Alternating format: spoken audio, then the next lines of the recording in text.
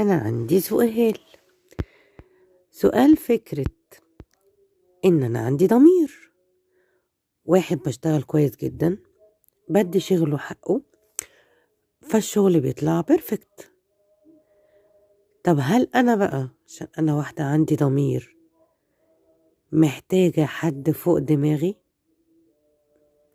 يعني لازم أشتغل بمعنى، إيه المعنى ده؟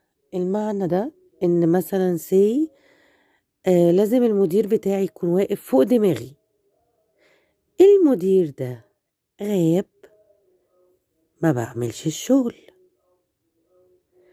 ما باعملوش.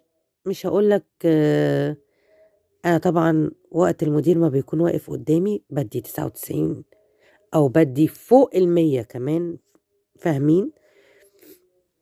المدير بقى ما بقاش موجود.